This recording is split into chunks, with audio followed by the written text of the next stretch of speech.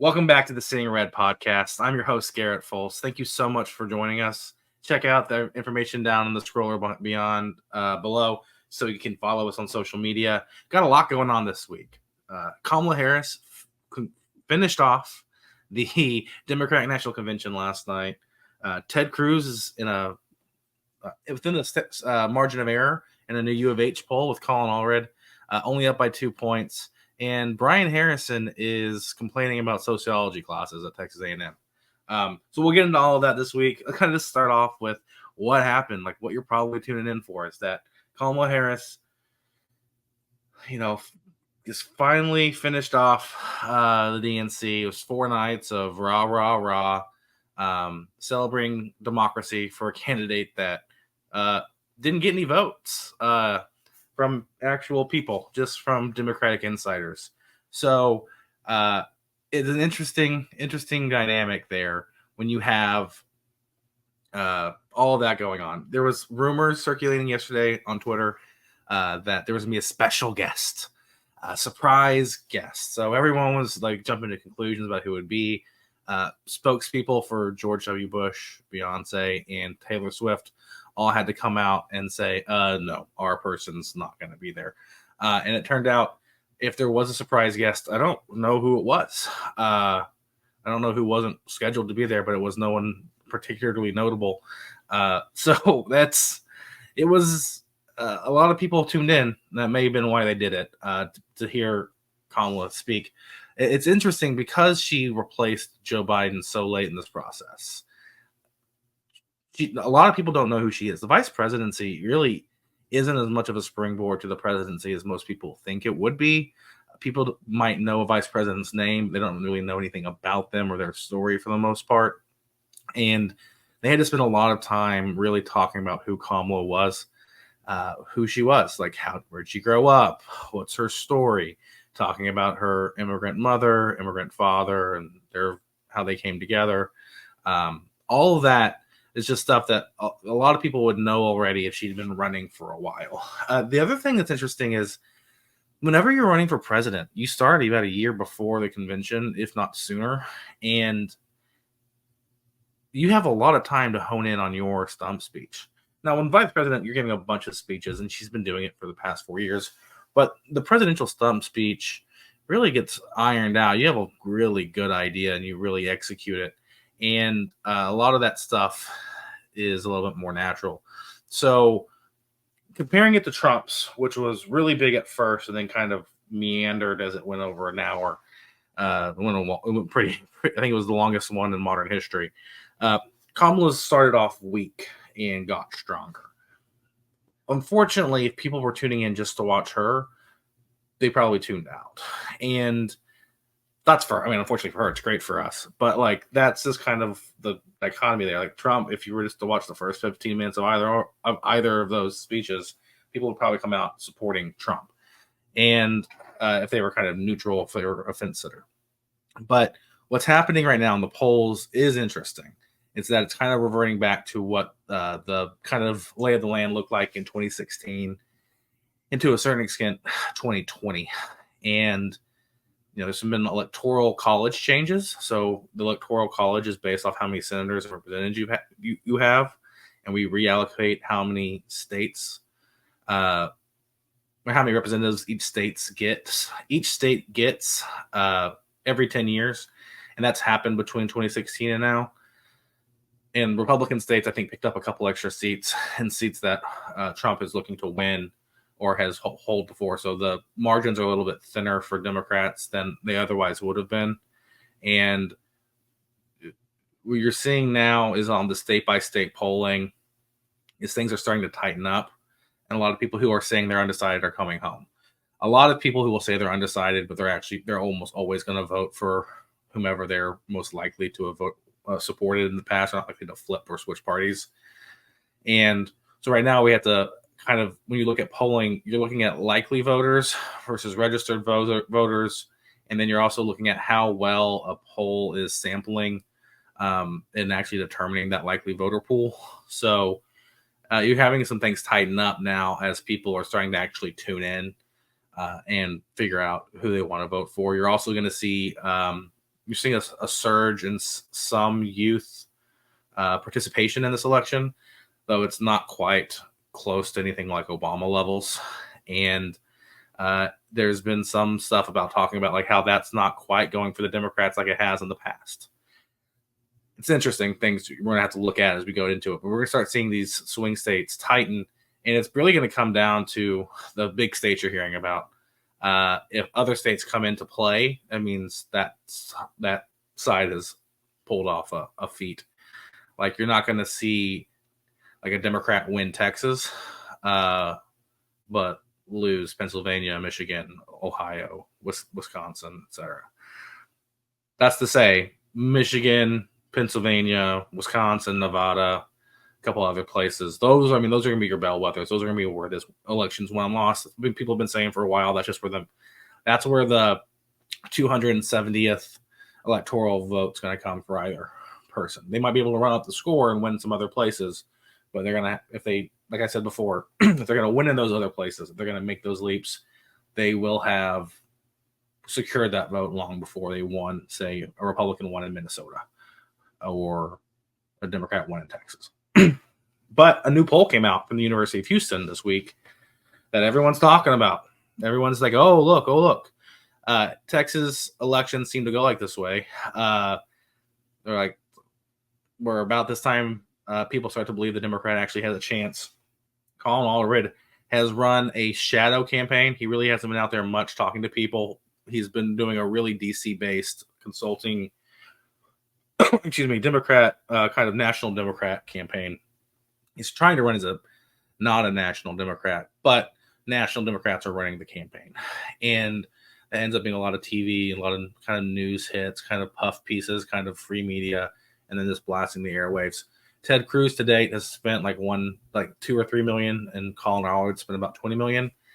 The major thing that does for Allred is boost his name ID.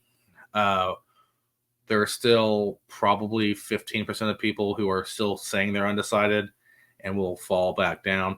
Now, at this point, Cruz has been going around securing the base, getting people energized.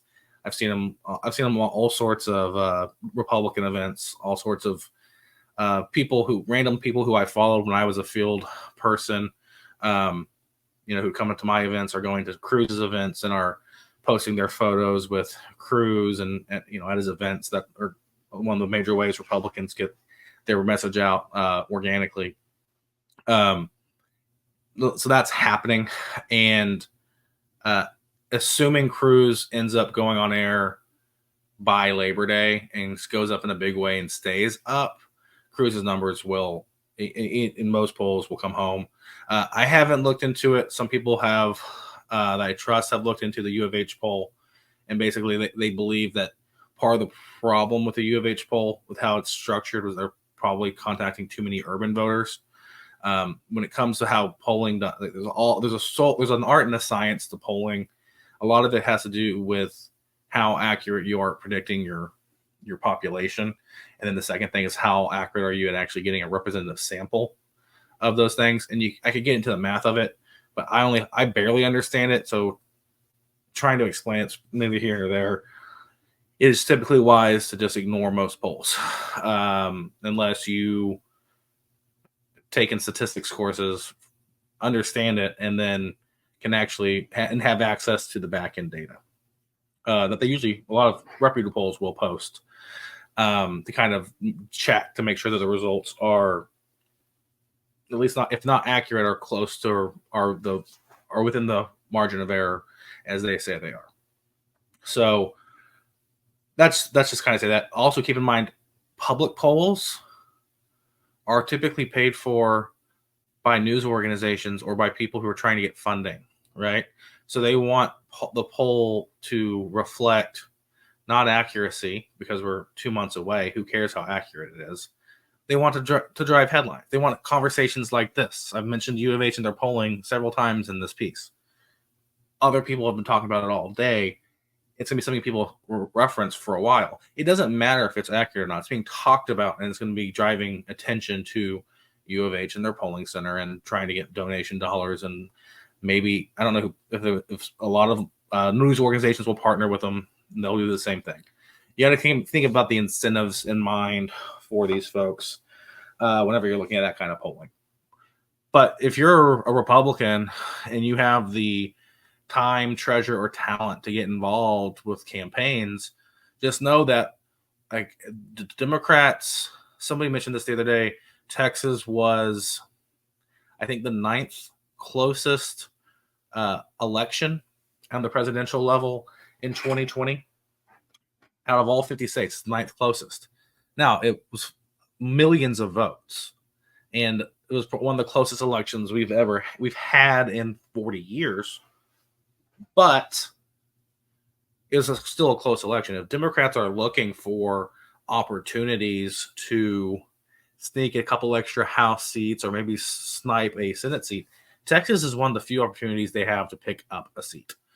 That's even remotely within the realm of possibility. Just will cost them a ton of money. I haven't seen the money that would be necessary, but these outside dark money groups, if they sense blood in the water, which is something that this U of H poll could, help do, will drop $100, $200 million in ads if they sense that that's something where it could be worthwhile. And if that happens, Cruz will probably fend it off. Cruz is one of the savviest politicians in the state. He's managed to win twice and be fairly popular among his base of supporters. I mean, he's very popular among his base of supporters, and he'll probably fend it off. But that down ballot that does start to help, impact down ballot races, and races like Angie Chin Button in 112 or Lujan in San Antonio, LaHood in San Antonio, etc. So these are all major things that could have impacts whether or not Cruz is victorious or not. If Cruz loses, we probably have like a 78 members in the House. You start seeing some races we didn't think we were going to lose. We start to lose. Bumgarner starts to come in, district in Denton County starts to come into play, things like that. Trump and Cruz only win by 2-3 points. We start to lose 3 seats, maybe 4. Maybe we hold. If we're able to actually pull out a larger one in Texas, we start being able to pull off some seats in Uvalde or the Valley, and we might be able to pick up 3 or 4 more seats. So the margins in the Texas House are very dependent on the success of the top of the ticket, which in this case is Senator Cruz and President Trump. Sorry, I had a coughing fit there and cut it out because don't need to put that out. Kamala Harris, Tim Walz, they put together a good show. The Minnesota, Chicago, whatever convention was decent showmanship, decent programming. As a political operative, I was impressed with some of the things they were able to pull off from just how they got certain things to happen from like a very technical standpoint. But I don't know in 2024 how much any of that matters for affecting anything other than the echo chamber of Twitter and journalists. And I'm not really sure how much that's going to be changed by anything else. I do think at this point, what it's done is it's put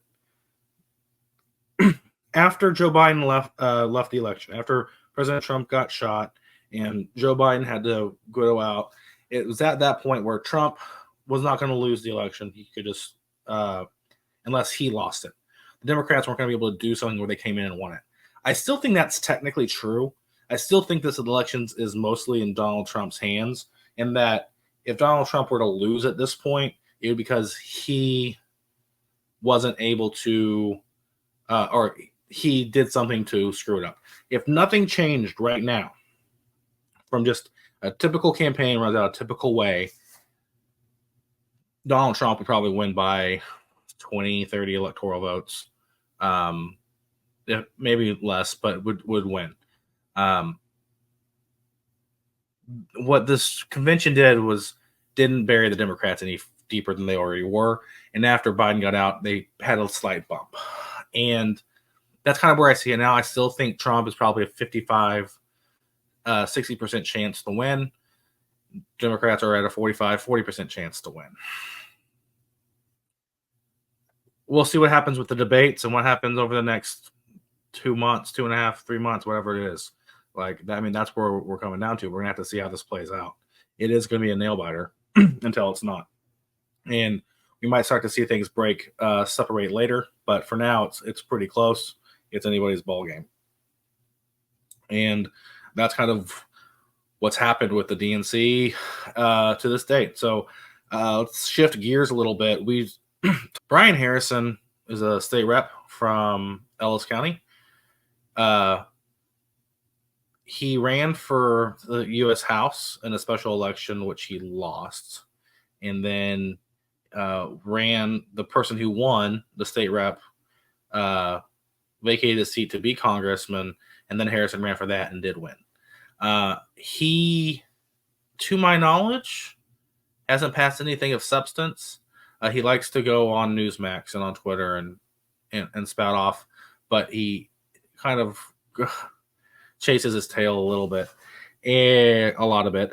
And he posted a screenshot, not even a screenshot. He posted a photo of somebody's screen, which is funny in its own right, of just kind of what a syllabus for a freshman or sophomore level sociology class at A&M was teaching. And it's a gender and race class, which in and of its own right is going to tell you a lot, right? So he's complaining that they were talking about gender and race and some of the words and the titles about what was being taught in a college class to adults who decided to take this class. And he's saying, oh, it's government subsidized. We shouldn't be teaching X, Y, Z by only looking at the names of the titles of things, which, listen, it's sociology. It is basically, sociology is pretty much based on Marxism. It's one of the three major theories of sociology is conflict theory, which is just Marxism. I mean, you learn a lot about Marx in sociology classes, and you learn about Weber and structuralist and all this other stuff. And yeah, if you're going to be studying sociology as a thing, it'd be like, and not studying Marx and communism and Marxism, it'd be like studying psychology without studying Freud. Is Freud the most relevant thing today in that field? Probably not. I would hope not. But is it relevant to learning about it? Yeah, probably. You want to know why we think this way, like why the institution or the field went from X to Y to Z, and now we're here and we're looking at things. So it's probably smart. I did see some people saying they thought it was a required class. Sociology is not a required course in the Texas core curriculum.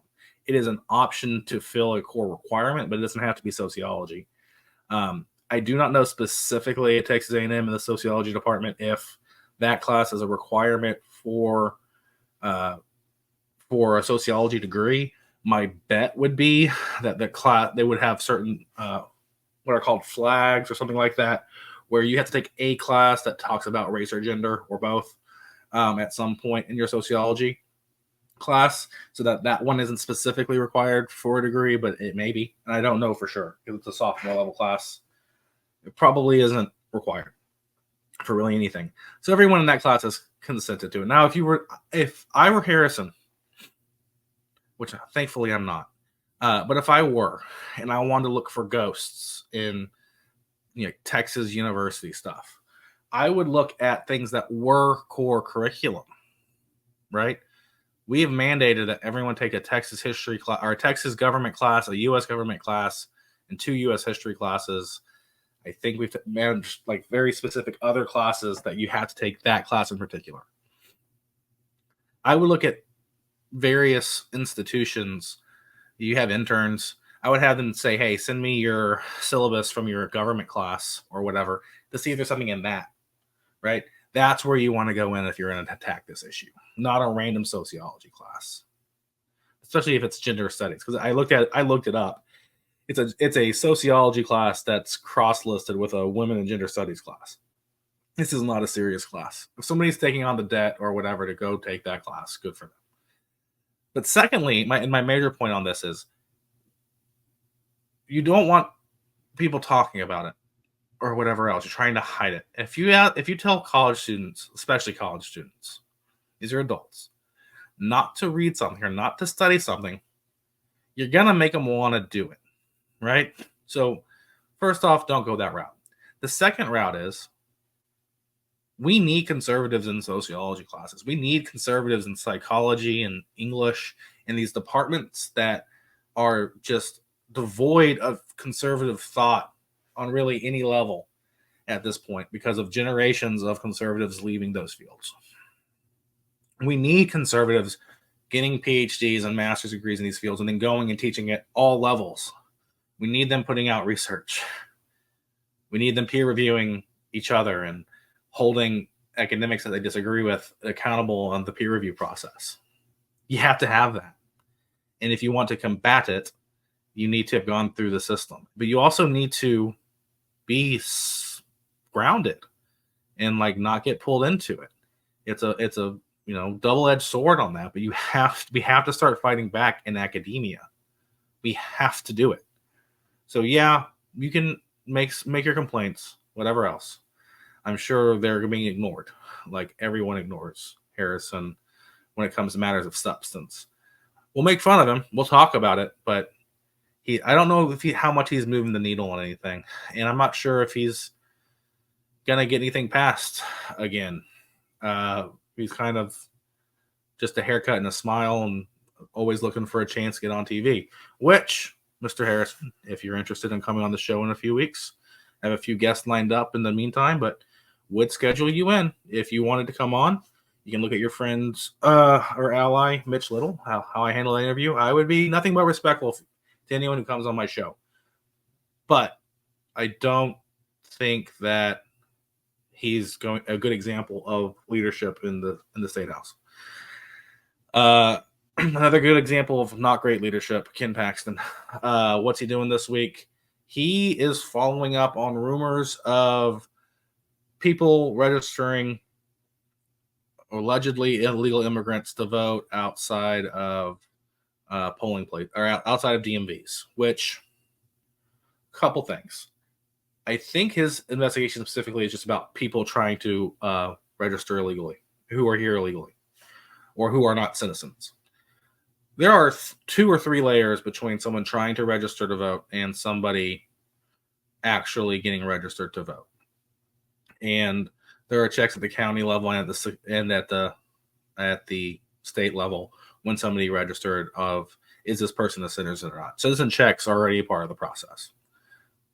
Now, just because somebody has a driver's license does not mean that they can register to vote. When you go through Motor Voter, which is basically a requirement that you have to offer people the chance to register to vote when they get their driver's license, a lot of people also will try to get a real ID, which demonstrates citizenship, or are other ways to figure out they have a social security number and that social security card number, this, that, or the other. Basically, if somebody wanted to register to vote and they were here illegally and they have a driver's license that they use with a stolen social security card, then we should look into that because they stole someone's identity and there's like 1,000 felonies they've committed. That's just one of many, and we should look into that if that's the case. And I think that's all Ken Paxton has said he's doing. A lot of people went on the thing to say that, oh, this is a way to demonstrate that people are voting illegally, which if they are, they're doing a lot of things illegally, once again, including probably most seriously identity fraud. But, well, hopefully most seriously. The thing that is the most perplexing about these rumors of Democrats or whomever registering illegals to vote outside the DMVs or DPS offices is that you're literally allowed to check a box when you're getting your driver's license that registers you to vote. You've just been through the process and just been offered the vote. Why would you send people to the place where people have just or are about to have that opportunity to go do that? It doesn't make any sense. And there's nothing particular. That's not a good place to do that kind of thing. Because of that, DPS doesn't allow people to set up their tents to do things there. And if they did, they'd be asked to leave. So I have not seen any photos of any people registering people to vote outside of a DPS or DMV. Doesn't mean they don't exist yet. Hasn't popped up. And there's been a lot of rumors from Fox News hosts and this, that, and the other. And it hasn't showed up yet. There'd be photos if it was a widespread as people think it would be. Now, let's see. We don't want people to vote illegal. I mean, that's the whole part of the system. That's something we need to ferret out. And if there is a systemic problem with how we're processing people who've registered to vote, then we need to look into what that specific problem is and address it. Because it seems to me that people may register to vote not knowing, ignorant to the fact that they have to be a citizen.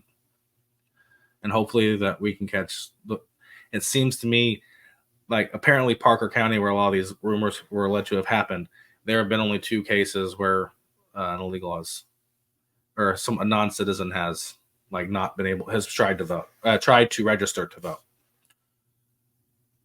I do not know if the system would flag a stolen identity, and I don't know if those incidents did, but we should look at that. I mean, if there's a way to figure out if someone's identity has been stolen and a dead person or whomever else's identity has been stolen, then we should figure it out. But that's another day in paradise here in Texas. So yeah, that's kind of where we're sitting and standing. I think Texas, I think we're in a good spot as Republicans to hold our, massive advantages, if not expand them a little bit. I do think a lot of it depends on the top of the ticket more so than it has historically. I think that we are in for a fight, and we need to keep fighting and keep doing it. I think there's a lot of work being done there. I do think that the state party not having any money to really help out with this is problematic.